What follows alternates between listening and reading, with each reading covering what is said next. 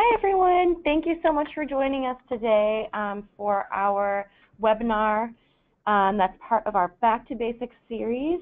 It is on alternative ways to engage with your legislators, and we're going to be talking about a few of those ways today with members of our AGU Public Affairs team. So just to give you a brief overview of our program today, we are really trying to focus on ways that you can engage with your legislator beyond maybe the more traditional ways of scheduling a meeting with them in DC or in the district. So in just a couple seconds, we'll do some speaker introductions, and then we are going to have some short portions on how to attend a town hall or a coffee hour with your member of Congress, ways that you might engage with them via social media, whether that is Twitter or Facebook. Then we're going to talk a little bit about writing letters to them and how to make sure that those letters are engaging and impactful. And then finally, we're going to talk about potentially having a legislator come to visit your lab or institution. And with each of these things, we'll really go over maybe what a legislative or a policy win might look like when you take these actions. So with that, before we jump into our topics, we're going to introduce today's speakers, and I will let everyone go around the room and introduce themselves. Hi, my name is Tamia Chris, and I'm the Public Affairs Analyst here at AGU. Hi, I'm Brittany Webster, and I'm one of our Senior Public Affairs Specialists. Hi, I'm Carissa Bungie. I am the other Senior Public Affairs Specialist. And I'm Jenna Zink. I'm the Public Affairs Intern. And with that, we will be turning it over to Jenna to talk a little bit about building relationships over coffee. Hello, everyone. We are going to be talking about building relationships with your local legislator and their office, like Carissa said, over coffee. So this can be happening at coffee hours or town halls that are hosted by your congressman. When it comes to coffee hours and town halls, the main goal is to build up your confidence. These events tend to be more informal and casual instead of the official scheduled meetings in a congressman's office. You have the opportunities for face-to-face conversations with staffers and directly with the congressman. You will also have the chance to network not only with the congressional office, but also with the other constituents who are attending these events. As seen at the bottom of this slide, photo ops can occur as well. The win that you're looking for with these meetings is to be making that first contact with the congressional office. You want to become a resource and have a relationship with the office staff and congressmen. These events can be great first steps towards that goal. You also want to be able to build up your confidence as you start off in science policy. Confidence is key. There is some research that you should do before attending a coffee hour or town hall. Your local legislative calendar will provide the information about when and where these events are taking place. These can be found online at the official website of your local congressman. Signing up for their newsletter, and sometimes even social media, can be a good resource for the most up-to-date information. During these meetings, especially at town hall, there's usually a list of rules for participation that include prohibited items and how to submit a question for the congressman. Also make sure to look up which issues your congressman has taken a position on, how he or she has voted, and what topics are a priority for them.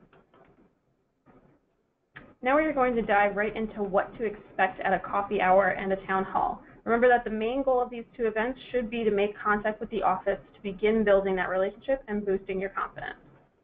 We'll begin with coffee hours.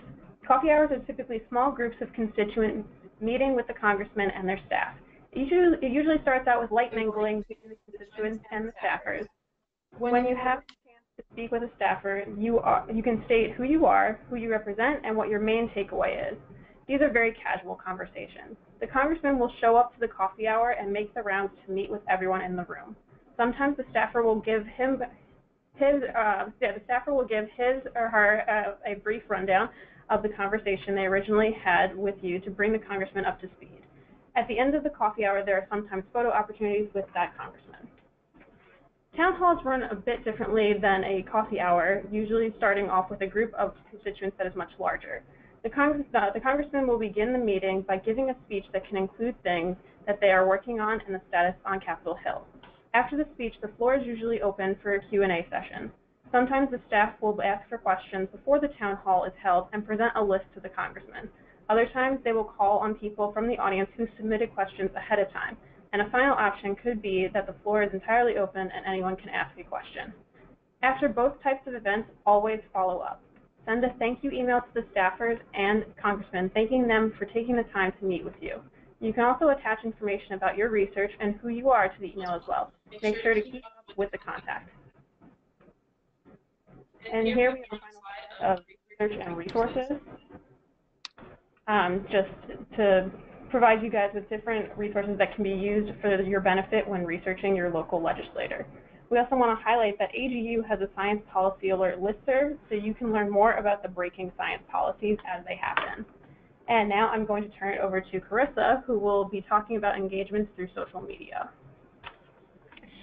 Thanks, Jenna. Hi everyone. My name is Carissa Bungie. I am here today to discuss how you can use social media to engage with your policymakers effectively. So, why should you use social media as a means for communicating or reaching out to your legislators?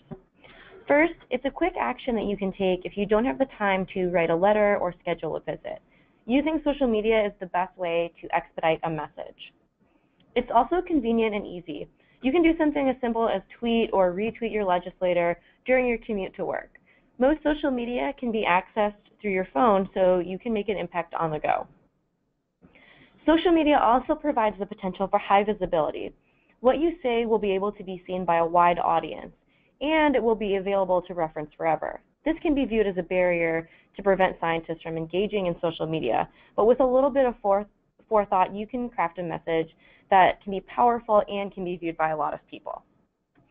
And lastly, it's pretty fun. Legislators and their staff often use social media as a more informal way of communicating with constituents and the general public. So it's really an opportunity to see the more human side of politics, and there's no need to be too formal. You can always inject some humor into the conversation. There are several social media platforms that you can utilize to engage with your policymakers, and some are more effective than others. In general, Facebook and Twitter are the most commonly used social media platforms used by members of Congress. Congressional staffers also particularly use Twitter to get up-to-the-minute news and information. Some more social media savvy members of Congress might also use platforms like Snapchat and YouTube and Instagram to update constituents and the public about issues, events, or just their daily lives. Each platform really has its pros and cons, so it's good to think about what type of messages you'll want to be sending. For example, Twitter is limited to 140 characters, Instagram is really great for visual content, and Facebook allows for longer form messages and responses. So it really depends on your comfort and goals. In addition to thinking about your platform, you'll want to think about your audience. As Jenna mentioned previously, it's really important to do your research. A quick look at your representative's webpage will help you get to know their top issues and their priorities. You can usually find your representative's social media pages and handles at the bottom of their website under the Contact tab.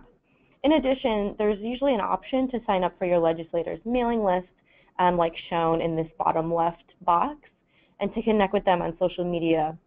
And this example is with Randy Hultgren. So you can see, you could enter your email, and then they have their icons for all of the different social media platforms that he's using. Additionally, if you are engaged on a specific issue or a piece of legislation, engaging with the members of Congress that sit on that committee of jurisdiction can also be really effective. Whatever bill that you are concerned about, it will indicate the committee of jurisdiction, and the committee website's link to their social media accounts if you go to congress.gov, which is a resource we will talk about later. For example, the bottom right image shows the Twitter handle for the House Science, Space, and Technology Committee. And there's also a Twitter account for the House Science Committee's Democrats, so you could really get as detailed as you wanted to with this. So it's really important to make sure that you also follow your legislators and committees of interest so that your newsfeed will show their most recent activity and topics that they are currently discussing. Now that we've talked about some social media platforms and how to find the accounts that you will want to engage with, here are some general tips to get you started. First, be sure to keep it short. Policymakers and their staff are extremely busy, so shorter posts with relevant and impactful information will get the most attention. If your post is too long, you might lose your reader before the end. And this is especially true for Twitter. Second, know the lingo. Science policy is a world of acronyms, so knowing the short form names of bills and legislation will help make your messages more concise where it matters. Additionally, if you're tweeting about a specific issue, see what hashtags are being used to track engagement and really try to use those. Third, there is definitely strength in numbers. Beyond individual posts, you can get involved with a number of social media campaigns. For example, AGU is currently promoting the hashtag #TalkClimateNow to highlight how climate change is affecting people and the important role science plays in understanding climate change. And you can really show this strength in numbers when you use hashtags like that, because that allows members of Congress and their staff to really track that and see how many people are talking about it. Fourth, be sure to be timely. Make sure that the subject of your post is relevant with whatever's happening in Congress. If Congress is about to consider an important science funding bill tomorrow, tweet about it now. Of course, it helps if you are receiving up-to-date information about what's happening on the Hill, and AGU can provide several resources to help you do just that, which I will touch on later. Also, be sure to make sure that your message is as engaging as possible. So you could use graphics, such as infographics or pictures, to really make your post more engaging. Infographics can also be a great way to distill down information in an easy to understand and fun way. Particularly with Twitter, if you only have 140 characters, you can always attach a picture. And finally, make sure you say thank you. Legislators are often inundated with requests and criticism, but if you like something your representative is doing or has done, be sure to tell them. It will send them a signal that they should continue to fight for those issues and that it's making a difference. So once you start to get active on social media with your legislators, what exactly might a win look like? We've got a couple examples here to show you. On the left, you can see the AGU Science Policy account tweeted about a pro-science resolution that was introduced, and the co-sponsor, Representative Costello, actually ended up retweeting it. So this is a great way to, maybe get your message to distributed to a wider audience, and it's kind of a way of the representative or senator showing you that they're listening to what you're talking about and that they kind of share an interest with whatever it is that you're tweeting. In addition, the tweet on the right shows Representative Ross Layton tweeting about a scientist who came to visit her in her DC office. So having a member of Congress tweet about your work or retweet you is a really great way to get some visibility for your science or your program. Unless you're a social media pro, your legislators probably have more social media followers and more influence than you might. So it's really great when they can post about issues that are important to them and that end up influencing a much larger circle of people. Plus, now you have something to thank them for, and you can continue to strengthen your relationship with them. So now that you're all fired up about social media, I'd like to highlight a couple of AGU resources that can help you out. The first I have on here is our Science Policy Social Media Toolkit, which can be found on our website. The AGU Action Center is a really great place for you to get involved in whatever social media campaigns the AGU is working on at the time. And finally, be sure to follow AGU on social media to get ideas, to follow us or retweet us.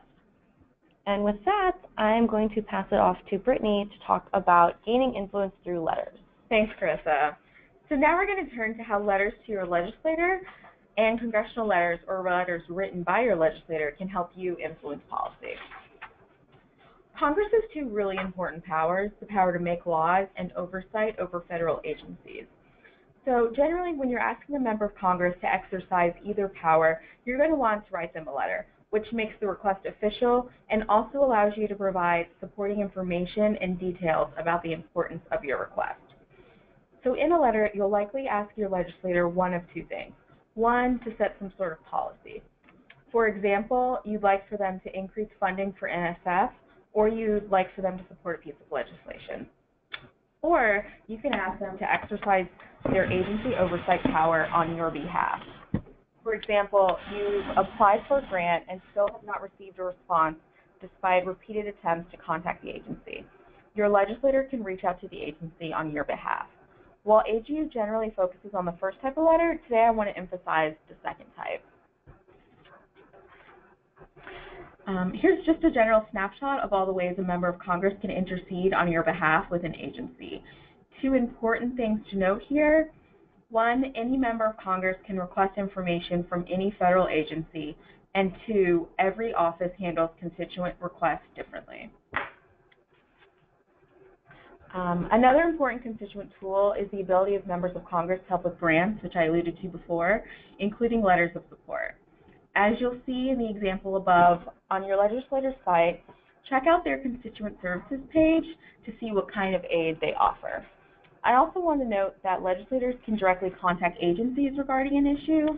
So in the example above, Senator Nelson is questioning NOAA about the failure of their Hurricane Hunter airplane. And finally, legislators can write to other legislators or a committee regarding an issue. In the example on the bottom right, Senator Nelson is asking the Senate Committee of Jurisdiction to investigate the deaths of senior citizens in a Florida nursing home during the recent hurricane. So how do congressional letters get answers? The above example is a letter from Senator Bill Nelson from Florida, as I mentioned, requesting that the Government Accountability Office, or GAO, look into federal agency scientific integrity policies, which he thinks may be being violated. On the left is a snapshot of the end of the letter, where Senator Nelson makes his official request and all of the questions he would like for GAO to address in their report. The second snapshot on the right is a more recent Washington Post article announcing that GAO has accepted Nelson's request and will investigate the issue. This is important because GAO reports often provide a powerful justification and valuable information for legislation. So if Senator Nelson later decides to craft a scientific integrity bill, he can point to the GAO report and use the information provided in the report to craft his legislation. So this is a really great example of how a legislator can get answers in a way that citizens or even organizations cannot. I think a lot of us have seen lots of reports of possible scientific integrity issues at agencies, but a lot of the information has been anecdotal, and even though AGU and other organizations have been raising the issue on the Hill, without hard information, it's hard to identify if there is a problem and how widespread it might be. So, since most of you probably are not doing science policy 24/7, I want to point out that AGU has some resources that can help you stay up to date so that when an issue that's important to you arises, you can write your legislators. So we have our Bridge blog, which includes pieces from both AGU staff as well as AGU members on science policy issues. Science Policy Alerts, which is our bi-weekly newsletter, which keeps you current on science policy activities and issues. We have our funding page, which details budget and funding information for the Department of Energy, EPA, NASA, NOAA, NSF, and USGS. Our latest news page provides brief summaries of the latest science policy events. And finally, our AGU position statements and letters page is helpful to know what science policy issues AGU is engaged on and what our position is. Additionally, I want to point out some resources that will help you to write your letter to your legislators. The AGU Toolkit on calling or writing your member of Congress. This toolkit is focused on policy asks, but it will walk you through any letter you might want to write to your legislator. And this year, AGU also has a postcard campaign that asks AGU members to share with their legislators why science is essential for their community. You can download a postcard from sharingscience.agu.org/action or request a bulk order from sciencepolicy@agu.org. And this can be a great opportunity to recruit friends and family and colleagues and maybe even host a postcard writing party. And finally, the AGU Action Center makes it incredibly easy to write your legislators with customizable talking points. The Action Center is generally devoted to AGU's most important current policy asks. And finally, don't forget, the AGU Public Affairs team is always available to help you. And with that, I'll turn it over to Tamia. Thanks so much, Brittany. Another great way for you to engage with your legislators is really to invite them to your lab or your institution and show them what great science you're doing in their district. So members of Congress come back to their district often to meet with constituents and learn about their constituents' priorities and concerns. This is an excellent opportunity for you to invite your legislator to tour your lab or institution. Not only is this a chance for the member of Congress to learn about the great science happening in our district, but it's also a great way for you to highlight your science to a broader audience. If you have an engaging experiment or facility or some new thing, science that you're doing that you connect to your local community or to a national issue like the economy, national security, public health, really consider reaching out to your legislator and asking if they're available to come by your lab. Just to note, this is probably most successful if you've taken the opportunity to meet the member or their staff at a coffee hour or a town hall first. So think about that when inviting them. So how do you ensure that you have an effective meeting? Here are a few things you should do before and during the visit to ensure it's successful. Before the meeting, be sure to contact your government relations office. Every institution has one. What you want to do is make sure they are aware that you are planning to invite your legislator to visit the campus or institution. Your government relations office may have additional tools and resources to help you have a successful meeting, or maybe someone from your institution would like to attend as well. You don't want your institution finding out about the tour after the fact. Also, be sure that you map out an engaging tour. Find something that's interactive or visually engaging, new and cutting edge. You want the tour to be really engaging for the member of Congress. Lastly, you want to make sure that you send the invitation in writing. Asking a staff or a member of Congress in person is a great first start, but follow that up with a written invitation. Offices usually want invitations in writing in order to schedule a visit, and some legislators even provide forms on their website that you can use to invite your legislator, but any personal touch you can add to an invite will really make it stand out. So what about during your visit?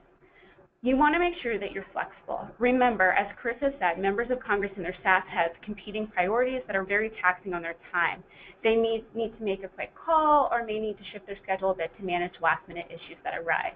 Be flexible. They will appreciate it and it will set a positive tone for the meeting. In that same vein, be sure to stick to the schedule. Make sure that the agenda for the day stays on schedule, as they will likely have other commitments they are trying to keep. Think about your key points beforehand and the things that you want to show. Be sure that your message is clear, succinct, and tie it back to the district or the national issue of concern to that congressperson. We recommend that you provide a leave behind or a one-page document with your contact information that also highlights the science from your lab or your institution and has some great visuals. This will help them recall details of their tour and can help them if they like to follow up or spotlight your science in the future. You can use some of the points that you crafted from your tour in your leave behind to help drive your message home. Lastly, don't forget to take photos. A staff member will likely want to take photos as well and potentially post it on social media, but you also want to take your own photos and post to your own social media account. This will not only highlight your science, as Chris has said, but also will be a great one for your member of Congress. Once you've had a successful meeting, what next? Well, we always recommend that you work to build a relationship with your representative. Don't let this tour be the end of your engagement with your member of Congress. Be sure to send them a thank you note soon after their visit. You want to be brief, but thank them for their time, remind them of the message, and some exciting science happening at your institution. This is where your leave behind is handy. Feel free to attach an electronic copy of your leave behind that includes hyperlinks for the staffer's convenience. Consider also attending other events in the district. So going back to those coffee hours and town halls, these are great ways to continue engaging without the pressure of a one-on-one meeting. So you can always request a meeting as policy issues arise, but it's nice to have those other engagements, so it's not always a one-on-one meeting. Also, just think about staying in touch. Try to reach out monthly or quarterly, either through an event or an email that gives them an update on a current science policy issue that's of concern to you and that you're tracking. You can always come to the Public Affairs team and our website to find more information about what those issues might be. Again, the goal is to build a relationship so that when the office has questions, they come to you for information, so that when you have a concern, you can be more effective making your case in the future. So a couple things to note to help you have a successful meeting. So we offer a few different resources, but the first thing that I want to say, and I can't drive this home enough, make sure that you really are contacting your government relations office. They will really be an immense resource. They may have an existing relationship with the office, have some background materials. They might even have some version of a one-pager leave behind that you can use during your meeting. So you really want to root them in. We also encourage you to check out our toolkit. All of us have mentioned it in some capacity or another. You can find them on our website. The link is here on the slide. We have resources for researching your legislator, contacting your member of Congress, crafting your message, creating that leave behind, and a number of other things. So really check those out for some step-by-step instructions. And as always, feel free to reach out to us here at AGU if you have any questions. You can email us at sciencepolicy@agu.org. And lastly, I want to say, this can be an opportunity for you to really have a win for your lab. Members of Congress love the opportunity to highlight great work in their district that's contributing to the local community or a national issue. Like I said, national security or public health, the economy. They can do this in a variety of ways. Through social media, as you saw on the first slide and that Chris had talked about, through their website, but you can also do this, they also do this through floor speeches. Now, floor speeches refer to the short speeches that members of Congress make on the floor of the House or the Senate. And these speeches are really opportunities for them to talk about an issue of concern or to highlight an event or person in their district. Oftentimes, legislators will talk about constituents they have met back home during district work periods and connect to a relevant policy issue. Your science could be the subject of a future floor speech. Here's an example of a congressman, Mr. McNerney from California, talking about a recent visit to a lab in his district and the value of that work to our nation. This is why it's so important to carefully plan your visit, craft your message, and work with your government relations office to ensure a successful visit. Your science really could be the subject of a next speech, and a member of Congress could talk about how your science is really helping to solve a pressing issue for our nation. And with that, I think we just want to recap of the 4 ways that you can really engage with your legislator outside of going to a one-on-one meeting. You can go to a coffee hour or a town hall. You can engage with them with social media. You can write a letter, or you can do a lab visit. And we really encourage you guys to do one of these things. And if you need any help, of course, reach out to us. We're happy to help in any capacity. And with that, I think we can take questions.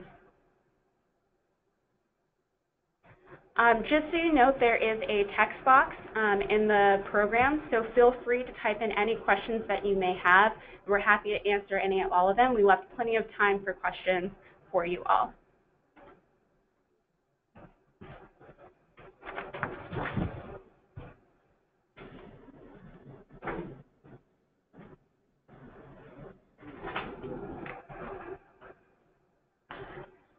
So we have a question. What is the best medium to ask for a letter? Should I ask over the phone? I think it has to be in person, or you need to write your member of Congress a letter. I think a telephone call as a follow-up can be a great way to get more details. But I think, again, for them to make their request official, it's probably equally good for you to make your request official as well. And that also kind of gives you the space to make sure you don't forget to leave out any important details or information that is appropriate to provide.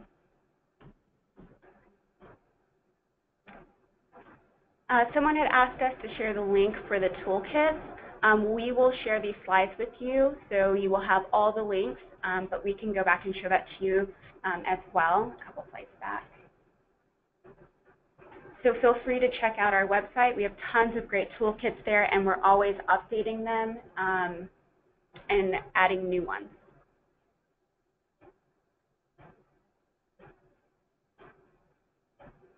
So which social media platform is most effective for letting your member of Congress know your position?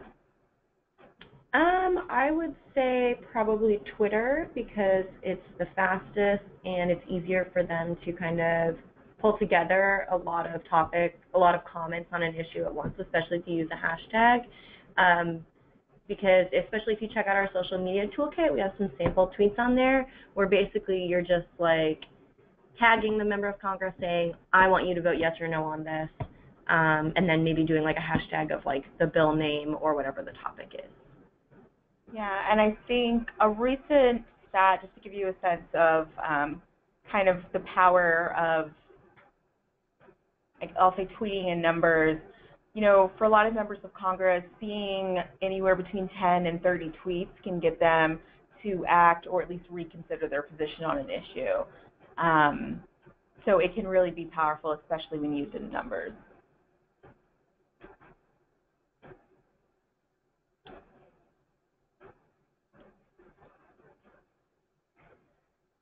So we don't see any other questions. So before we end our webinar, we just wanted to go over some of the resources again, all in one place. Be sure to sign up for our Science Policy Alert. They're bi-weekly, so every other week we send an email with the pressing science policy issues that have come up or some ways that you can engage that are timely.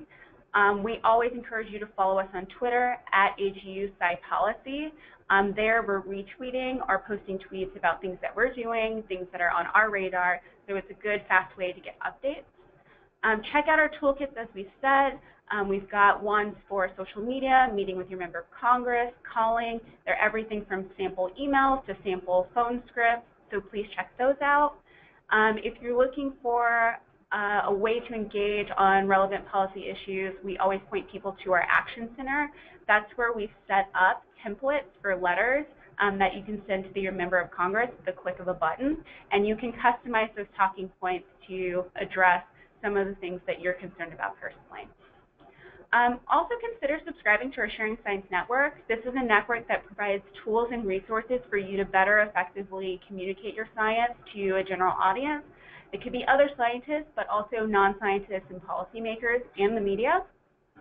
And if you have any questions that may not have been covered in any of these resources, or you just want to find other ways that you can engage, contact us. Email us at sciencepolicy@agu.org. We'd be happy to talk with you or provide you any other information we can.